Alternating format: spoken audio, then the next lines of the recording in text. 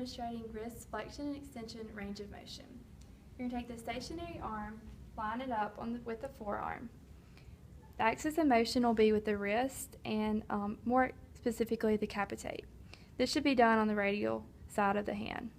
The movable arm will be lined up with the second metacarpal. Flex your wrists as far as you can.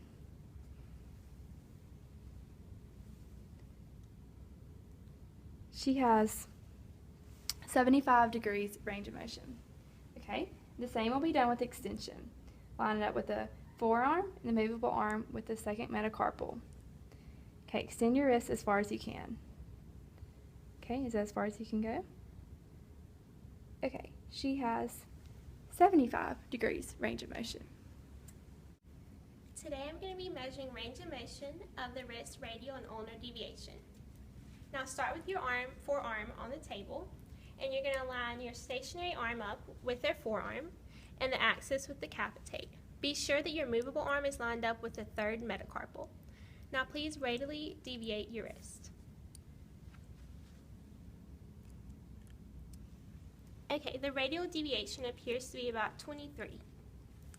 Now go back to neutral, and you're going to line the stationary arm up with the forearm and the axis with the capitate, and make sure your movable arm is once again lined up with the third metacarpal.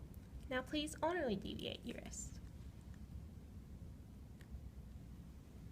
Ulnar deviation is 42. First off, we're going to test for manual muscle testing for wrist flexion. And so you're going to bring your arm to 90 degrees and you're going to supinate your arm, and I'm going to test on your ulnar side, so don't let me push you down, and on the radial side. So she has good muscle testing for flexion. And then she's going to pronate her arm, and we're going to test her extension. So don't let me push you down on the radial side and on the ulnar side. So she is good at normal manual muscle testing. Manual muscle testing, gravity eliminated for wrist flexion and extension. You will just have the patient move their wrist into flexion and extension.